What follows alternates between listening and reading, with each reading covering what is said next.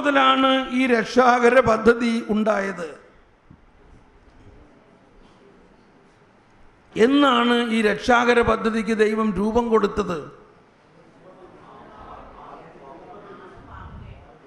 ആദം പാപം ചെയ്തപ്പോൾ. ഇനി എന്തെങ്കിലും ഉത്തരവുണ്ടോ? ആദം പാപം ചെയ്തപ്പോൾ എന്നാണ് ഇവിടെ പൊങ്ങി വന്നിരിക്കുന്ന ഒരാശയം. എന്നാണ് രക്ഷാകര പദ്ധതിക്ക് ദൈവം രൂപം കൊടുത്തത്?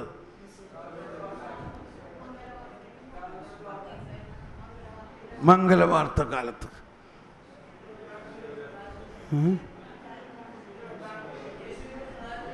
യേശുവിൻ്റെ ഉത്ഥാനത്തിന് ശേഷം അബ്രാഹിമിൻ്റെ മകൻ പറുദീസായിൽ എല്ലാവരും തോറ്റിരിക്കുന്നു കേട്ടോ. എഫേസോസുകാർക്ക് എഴുതിയ ലേഖനത്തിൽ 1-ാം അധ്യായത്തിൽ 4-ാമത്തെ വാക്യം വായിക്കുക. എഫേസോസുകാർക്ക് എഴുതിയ ലേഖനം 1-ാം അധ്യായം.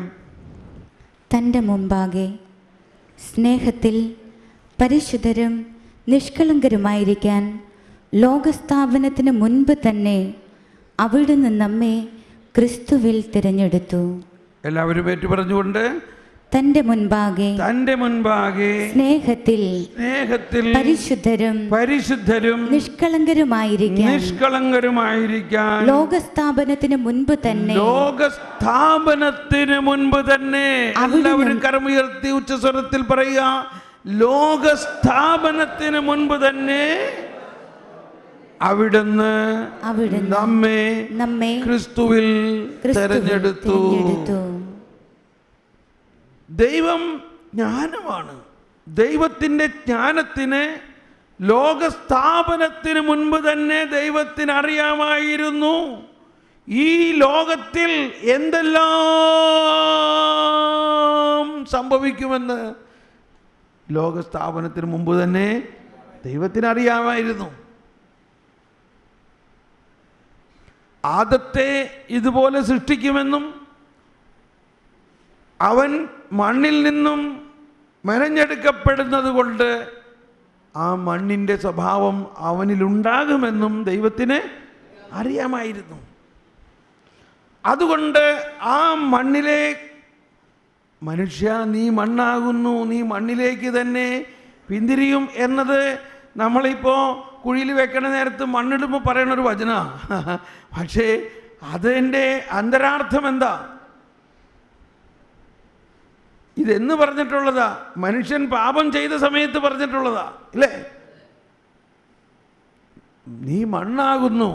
പക്ഷേ മണ്ണാകുന്ന നിന്റെ ഉള്ളിൽ വിണ്ണ് ദൈവം വസിക്കുന്നു, ദൈവത്തിൻ്റെ ആത്മാവ് വസിക്കുന്നു. ഏതിനാ ശക്തി? അപ്പോൾ അതാണ് മൺകുടമുടയും തീ കത്തിയിടുന്നൊക്കെയുള്ള പാട്ടിൻ്റെ അർത്ഥം. ഓക്കെ, നമ്മൾ മനസ്സിലാക്കേണ്ടത് ഈ സുവിശേഷത്തിൻ്റെ ആകത്തുകയാണ് മനസ്സിലാക്കേണ്ടത്.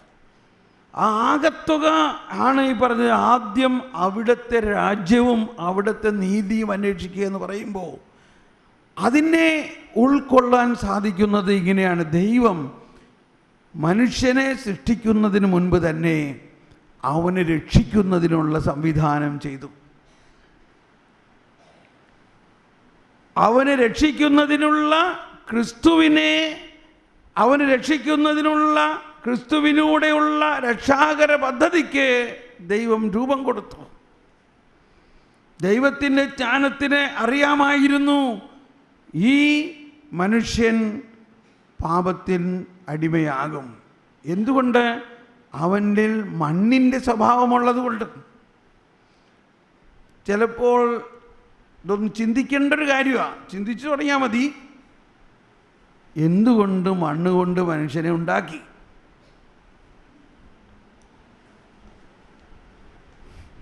അതുകൊണ്ടല്ലേ ഈ പ്രശ്നമൊക്കെ ആയത്. എനിക്ക് വളരെ നല്ല ഒരു ആശയമാണ് കിട്ടുന്നത്. ശ്രദ്ധിക്കണം കേട്ടോ. ഇപ്പോൾ ഈശോ എന്താ പറഞ്ഞത്? നീ ഭൂമിയുടെ ഉപ്പാണെന്ന്. അതായത് ഭൂമിയിൽ നിന്നുള്ള മണ്ണിൽ നിന്നും നമ്മളെ സൃഷ്ടിച്ചിരിക്കുകയും ആ സൃഷ്ടിയിലേക്ക് ദൈവത്തിൻ്റെ അംശമായ ദൈവത്തിൻ്റെ ആത്മാവിനെ നൽകുകയും ചെയ്തതിലൂടെ നമ്മളിൽ ശ്രദ്ധിക്കണേ, എല്ലാവരും ഇങ്ങോട്ട് നോക്കുക. ഒന്നുകൂടി ഞാൻ പറയാണ്, ഈ ഭൂമിയിലെ മണ്ണിൽ നിന്നും രൂപപ്പെടുത്തുകയും വിണ്ണിൽ നിന്നുള്ള ദൈവത്തിൻ്റെ ആത്മാവിനെ നിവേശിപ്പിക്കുകയും ചെയ്തതിലൂടെ മനുഷ്യനിൽ മണ്ണും വിണ്ണും സമ്മേളിച്ചിരിക്കുന്നു.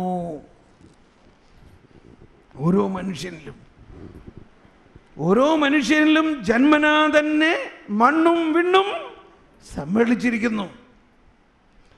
ഈ മനുഷ്യനിലൂടെയാണ് ഈ മനുഷ്യൻ പ്രാകൃത്യേന ബൈ നേച്ചർ അവന് ഈ മണ്ണും വിണ്ണുമായിട്ട് ഒരു കണക്ഷനാണ്. പ്രകൃത്യേന ഇല്ലേ? നമ്മൾ ഓരോരുത്തർക്കും ഈ മണ്ണിലുള്ള ഈ ഭൂമിയിലുള്ള സർവ്വതും നമ്മുടെ സഹോദരന്മാരാണ്. എന്തുകൊണ്ടാ? നമ്മളെ മണ്ണിൽ നിന്നുമാണ് മെനഞ്ഞെടുത്തിരിക്കുന്നത് കൊണ്ട്. അതുകൊണ്ട് മനുഷ്യൻ മാത്രമല്ല, ഈ മണ്ണിൽ നിന്നും ഈ മണ്ണിലുള്ള സസ്യലതാദികളും ഈ മണ്ണും ഈ ഭൂമിയും ഈ കാറ്റും കോളും തിരമാലകളും ഈ സൂര്യനും നക്ഷത്രവും ഈ സർവ്വജീവജാലങ്ങളും അതിൻ്റെ മേൽ മനുഷ്യന് അധികാരം തന്നിരിക്കുന്നു കർത്താവ്. അതല്ലേ അന്ന് കർത്താവ് പറഞ്ഞത്, നിനക്ക് ഇതിൻ്റെ എല്ലാത്തിൻ്റെയും മുകളിൽ അധികാരം നൽകിയിരിക്കുന്നു. ആ അധികാരം കൊണ്ടാണ് കർത്താവ് പറയുന്നത്, നീ ഭൂമിയുടെ ഉപ്പാണ്. നിനക്ക് ഈ ഭൂമിയെ മുഴുവനും രൂപാന്തരപ്പെടുത്താനുള്ള ശക്തി ഞാൻ തന്നിരിക്കുന്നു. കാരണം ജന്മനാ നമ്മൾ ഈ ഭൂമിയുമായിട്ട് ലയിച്ചു കിടക്കുകയാണ്. അങ്ങനെ ദൈവം സൃഷ്ടിച്ച ഈ സൃഷ്ടിപ്രപഞ്ചത്തിൻ്റെ മേൽ മുഴുവനും അധികാരം തരുന്നതിന് വേണ്ടിയാണ് മനുഷ്യനെ ദൈവം ഈ മണ്ണിൽ നിന്ന് സൃഷ്ടിച്ചത്. പക്ഷേ അതുകൊണ്ട് തന്നെ അവനിൽ ആ മണ്ണിൻ്റെ അല്പ സ്വഭാവം ഉണ്ടാകും. അത് മാറ്റാൻ വേണ്ടിയാണ് ദൈവം രക്ഷാകര പദ്ധതി ഉണ്ടാക്കി. ആ രക്ഷാകര പദ്ധതിയിലൂടെ നടത്തുന്ന വിശുദ്ധീകരണം കഴിയുമ്പോൾ ഇവനൊരു പുതിയ സൃഷ്ടിയാവുകയും പിന്നെ അവനിൽ ഈ മണ്ണിൻ്റെ സ്വാധീനം ഉണ്ടാകുകയില്ല. അതാണ് മാമോദീസായിലൂടെ സംഭവിക്കുന്നത്. Praise the Lord. കേൾക്കാൻ ചെവിയുള്ളവർ കേൾക്കട്ടെ. ഇത് മുഴുവനും ഉൾക്കൊള്ളാൻ പറ്റിയില്ലെങ്കിലും എന്തോ ഒരു പിടി അവിടെ ഇവിടെയൊക്കെ കിട്ടിയിട്ടുണ്ട്. അത് വെച്ചിട്ട് ഇനി നിങ്ങൾ ചിന്തിക്കുക. നമ്മൾ നിസാരക്കാരല്ലെന്ന് മനസ്സിലായി ഇല്ലേ? നമ്മൾ അത്ര നിസാരക്കാരല്ല. നമ്മൾ വിണ്ണും മണ്ണും കൂടിയിരിക്കുന്നവരാണ്. നമ്മിലുള്ള മണ്ണിൻ്റെ സ്വഭാവത്തെ ദൈവം പണ്ടേ അറിഞ്ഞിരിക്കുന്നു. അതുകൊണ്ടാണ് രക്ഷാകര പദ്ധതിക്ക് ദൈവം രൂപം കൊടുക്കുകയും അങ്ങനെ ഒരു വചനം വരുന്നു.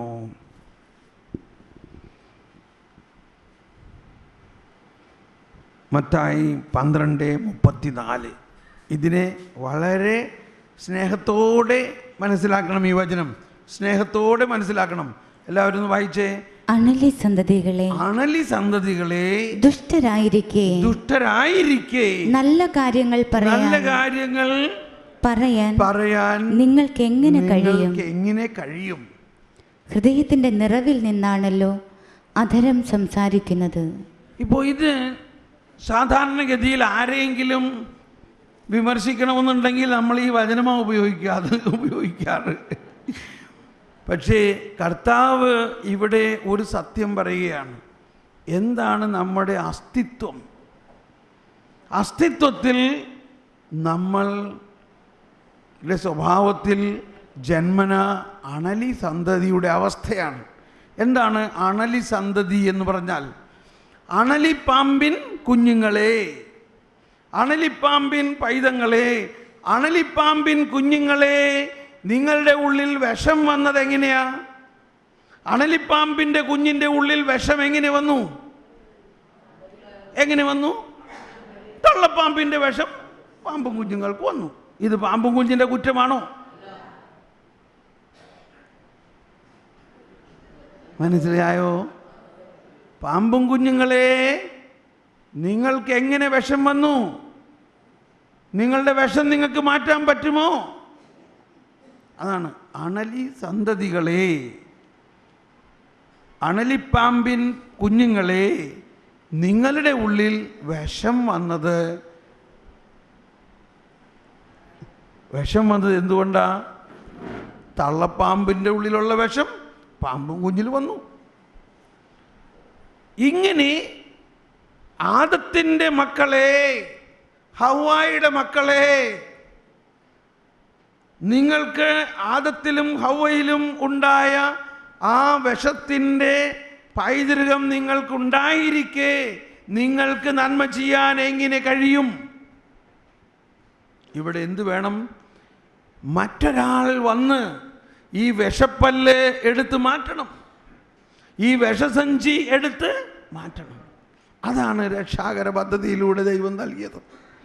യേശുക്രിസ്തുവാകുന്ന രണ്ടാമത്തെ ആദം മണ്ണിൽ നിന്നല്ല ഉണ്ടാക്കപ്പെട്ടത്, മണ്ണിൽ നിന്നല്ല ഉണ്ടാക്കപ്പെട്ടത്. അതാണ് ഈശോ പറഞ്ഞത്, ഞാൻ സ്വർഗത്തിൽ നിന്നിറങ്ങി വന്ന ജീവൻ നൽകുന്ന അപ്പമാകുന്നു എന്ന് പറഞ്ഞാൽ, ഞാൻ മണ്ണിൽ നിന്നല്ല വന്നത്,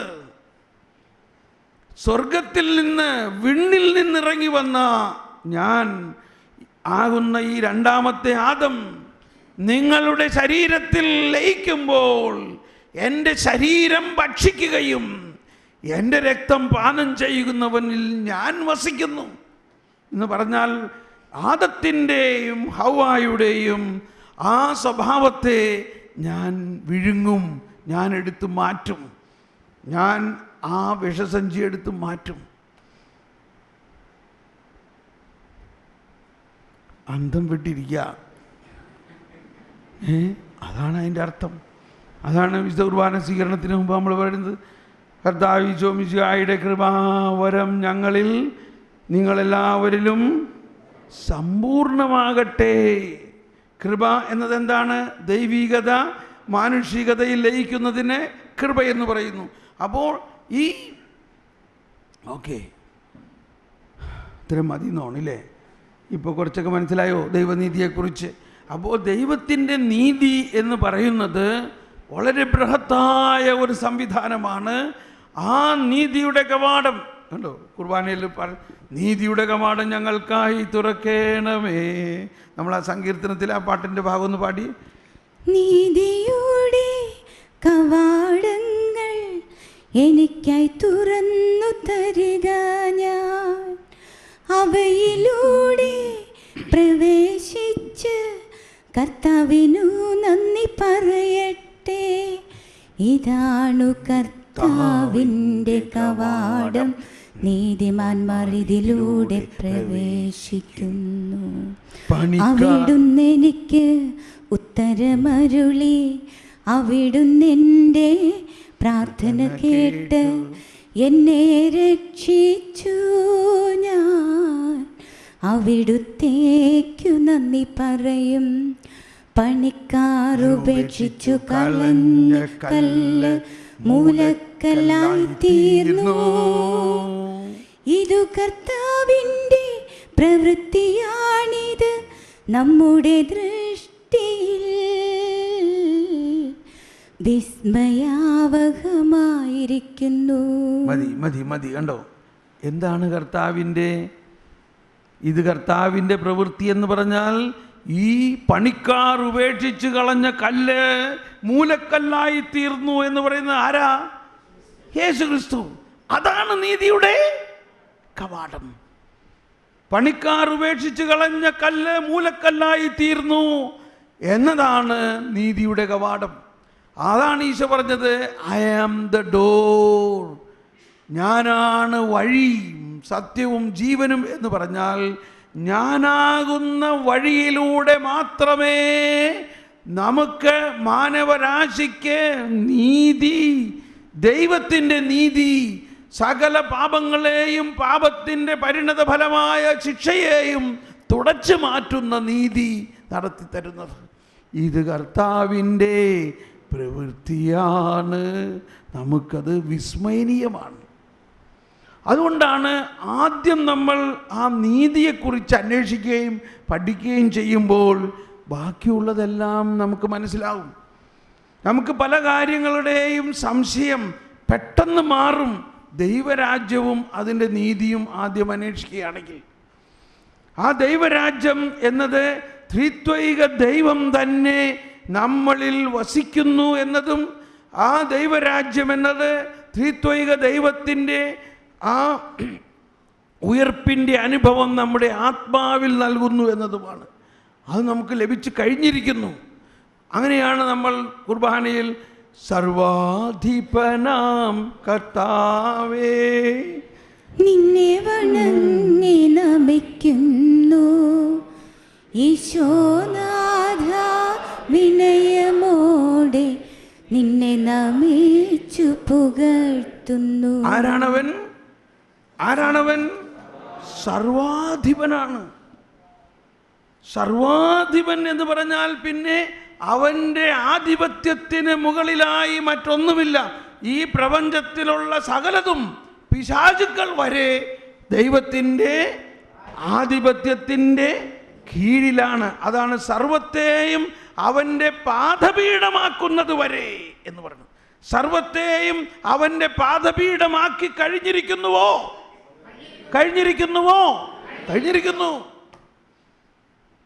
സർവത്തെയും അവൻ്റെ പാദപീഠമാക്കി കഴിഞ്ഞിരിക്കുന്നു. ആ സർവത്തെയും അവൻ്റെ പാദപീഠമാക്കി കഴിഞ്ഞ് അവസാന മരണത്തെ വിജയിച്ചിരിക്കുന്നു. തൻ്റെ മരണത്തിലൂടെ, യേശുവിൻ്റെ മരണത്തിലൂടെ യേശു എന്താണ് വിജയിച്ചത്? മരണത്തെ വിജയിച്ചിരിക്കുന്നു. അതെല്ലാമാണ് മരിച്ചവരുടെ ഉത്ഥാനത്തിലൂടെ നമ്മളെ കാണിച്ചു തരുന്നത്. അത്രയ്ക്ക് വലിയ ദൈവത്തിൻ്റെ നീതിയാണ് നമുക്ക്. നമ്മുടെ മരണത്തിന് പോലും നമ്മളിലൊരു ശക്തിയില്ലാത്ത അവസ്ഥ. നമ്മൾ മരിക്കും, എന്നാൽ വിശ്വസിക്കുന്നവനോ അവൻ മരിച്ചാലും ജീവിക്കുന്ന അവസ്ഥ. നമ്മൾ മരണത്തെ കണ്ട് പേടിക്കുന്നവരാണെങ്കിൽ ദൈവനീതിയെക്കുറിച്ചുള്ള അനുഭവമില്ലാഞ്ഞിട്ടാണ്. എനിക്കാരെങ്കിലും മരിക്കുമ്പോൾ പ്രൈസ് ദ ലോർഡ്, അവൻ എത്തേണ്ടിടത്തെത്തി എൻ്റെ തമ്പുരാനേ എന്നുള്ള ഒരു സന്തോഷം എനിക്കുള്ളത്. പക്ഷേ എന്നിരുന്നാലും നമ്മുടെ മാനുഷികമായ ആ സ്നേഹബന്ധങ്ങൾ കൊണ്ട് നമ്മുടെ ഉറ്റ ബന്ധുക്കൾ മരിക്കുമ്പോൾ നമുക്ക് സങ്കടമുണ്ടാവും. പക്ഷേ സങ്കടമുണ്ടെങ്കിലും വിശ്വാസത്തിൻ്റെ രഹസ്യത്തിൽ നമുക്കറിയാം, കർത്താവേ അവനിപ്പോൾ നിൻ്റെ അടുത്ത് എത്തി, അവൻ മരിച്ചിട്ടില്ല, ഹി ഈസ് അലൈവ്, അവൻ ജീവിക്കുന്നു. ഓക്കെ,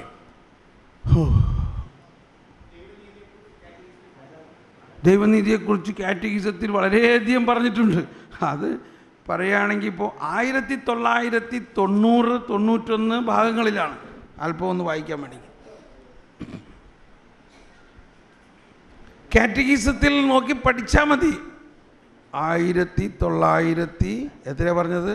91. അതെ, 987 മുതലാണ് നീതിയെക്കുറിച്ചും കൃപാവരത്തെക്കുറിച്ചും. 991 92 വളരെ ശ്രദ്ധേയമായ പ്രബോധനമാണ്. നീതീകരണം അതേസമയം യേശുക്രിസ്തുവിലുള്ള വിശ്വാസത്തിലൂടെ ദൈവത്തിൻ്റെ നീതിയുടെ സ്വീകരണമാണ്. നീതി എന്നതിന് ദൈവസ്നേഹത്തിൻ്റെ ആർജവത്വം എന്നാണ് ഇവിടെ അർത്ഥം. നീതീകരണത്തോടു കൂടി വിശ്വാസവും ശരണവും സ്നേഹവും നമ്മുടെ ഹൃദയങ്ങളിലേക്ക് നിവേശിപ്പിക്കപ്പെടുന്നു. ദൈവഹിതത്തോടുള്ള അനുസരണവും നമുക്ക് നൽകപ്പെടുന്നു. സജീവവും വിശുദ്ധവും ദൈവത്തിന് പ്രീതികരവുമായ ബലിവസ്തു. നീതീകരണം ദൈവത്തിൻ്റെ സ്നേഹത്തിന് വിരുദ്ധമായിട്ടുള്ള പാപത്തിൽ നിന്ന് മനുഷ്യനെ വിടുവിക്കുന്നു.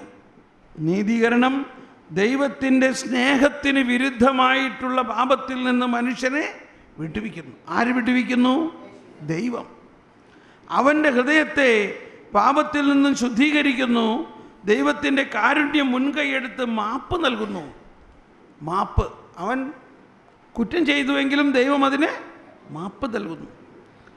നീതീകരണം അതിനെ പിന്തുടരുന്നു. അത് മനുഷ്യനെ ദൈവത്തോട് അനുരഞ്ജിപ്പിക്കുകയും പാപത്തിൻ്റെ അടിമത്തത്തിൽ നിന്ന് മോചിപ്പിക്കുകയും സുഖപ്പെടുത്തുകയും ചെയ്യുന്നു. ഇവിടെ ഞാൻ അന്വേഷിക്കുന്നത് വിശുദ്ധ അഗസ്തീനോസിൻ്റെ അവിടെയുണ്ട്. യേശു ക്രിസ്തുവിൽ പ്രകടമാക്കപ്പെട്ടതും 1994 പരിശുദ്ധാത്മാവിലൂടെ നൽകപ്പെടുന്നതുമായ ദൈവസ്നേഹത്തിൻ്റെ ഏറ്റവും ശ്രേഷ്ഠമായ പ്രവൃത്തിയാണ് നീതീകരണം. കേട്ടോ, യേശുക്രിസ്തുവിൽ പ്രകടമാക്കപ്പെട്ടതും പരിശുദ്ധാത്മാവിലൂടെ നൽകപ്പെടുന്നതുമായ ദൈവസ്നേഹത്തിൻ്റെ ഏറ്റവും ശ്രേഷ്ഠമായ പ്രവൃത്തിയാണ് നീതീകരണം. ദുഷ്ടന്മാരുടെ നീതീകരണം ആകാശത്തിൻ്റെയും ഭൂമിയുടെയും സൃഷ്ടികർമ്മത്തേക്കാൾ വലിയ പ്രവൃത്തിയാണ്. വിശുദ്ധ അഗസ്തീനോസിൻ്റെ ദുഷ്ടന്മാർ നീതീകരിക്കപ്പെട്ട് കഴിഞ്ഞാൽ, ദുഷ്ടന്മാരുടെ നീതീകരണം, ഒരു മഹാപാപി മാനസാന്തരപ്പെട്ടു, അയാളുടെ പാപത്തിന് മാപ്പ് കൊടുത്തു, അയാൾ നീതീകരിക്കപ്പെട്ടു കഴിയുമ്പോൾ അവസ്ഥ എന്താ? ആകാശത്തിൻ്റെയും ഭൂമിയുടെയും സൃഷ്ടികർമ്മത്തേക്കാൾ വലിയ പ്രവൃത്തിയാണെന്ന്. എന്തുകൊണ്ടാണ്? കാരണം ആകാശവും ഭൂമിയും കടന്നു പോകും, എന്നാൽ തിരഞ്ഞെടുക്കപ്പെട്ട, രക്ഷിക്കപ്പെട്ട, നീതീകരിക്കപ്പെട്ട ഈ മനുഷ്യൻ എന്നെന്നും ജീവിക്കും. മനസ്സിലായോ? മാനസാന്തരപ്പെട്ട് നീതീകരിക്കപ്പെട്ട ഒരു പാപി, നീതീകരിക്കപ്പെട്ട വ്യക്തി വിശുദ്ധനായി എന്നെന്നും ജീവിക്കുന്നു. അവൻ കടന്നു പോകുമോ? ആകാശവും ഭൂമിയും കടന്നു പോകും എന്നർത്ഥത്തിൽ എന്നാണ് വിശുദ്ധ അഗസ്തീനോസിൻ്റെ അഭിപ്രായം. പാപികളുടെ നീതീകരണം നീതിയിലുള്ള മാലാഖമാരുടെ സൃഷ്ടിയെയും അതിശയിപ്പിക്കുന്നു. കാരണം അത് കൂടുതൽ വലിയ കാരുണ്യത്തിന് സാക്ഷ്യം നൽകുന്നു എന്ന് അദ്ദേഹം അഭിപ്രായപ്പെടുന്നു. പരിശുദ്ധാത്മാവ് ആന്തരിക ഗുരുവാണ്. ആന്തരിക മനുഷ്യന് ജന്മം നൽകിക്കൊണ്ട് നീതീകരണം സമ്പൂർണ്ണ മനുഷ്യൻ്റെ വിശുദ്ധീകരണം ഉൾപ്പെടുത്തുന്നു. ഇങ്ങനെയാണ്. ഇനി അടുത്തത് കൃപയെക്കുറിച്ചാണ്. അപ്പോൾ ഈ ചാപ്റ്റർ വാങ്ങിക്കുന്നത് നല്ലതാണ്. ഇപ്പോൾ എനിക്ക് ഈ കാറ്റഗിസത്തിലെ നമ്പറുകളെ ഒരേ ബൈഹാർട്ട് അറിയാം. മനസ്സിലായോ? ചിലവർ എന്നെ വിളിച്ച് ചോദിക്കും, ഇന്ന സാധനം കാറ്റഗിസത്തിൽ എവിടെ എഴുതിയേക്കണേ. അപ്പോൾ നമ്മൾ പഠിക്കണം. ഇതൊക്കെ വെറുതെ ഇങ്ങനെ ഓർമ്മിക്കണമെന്നല്ല, ഇത് വായിച്ച് പഠിച്ചത് കൊണ്ടാണ് ഓർമ്മിക്കുന്നത്. അത് വായിച്ച് പഠിച്ചത് കൊണ്ടാണ് ദൈവത്തിൻ്റെ നീതിയെക്കുറിച്ച് കൂടുതൽ മനസ്സിലാവുന്നത്. എല്ലാവരും ഒന്ന് എഴുന്നേറ്റ് നിന്നൊന്ന് സ്തുതിക്കുക. ഇവിടെ നിന്നിട്ടൊരു ഫോട്ടോ. Hallelujah, hallelujah, hallelujah.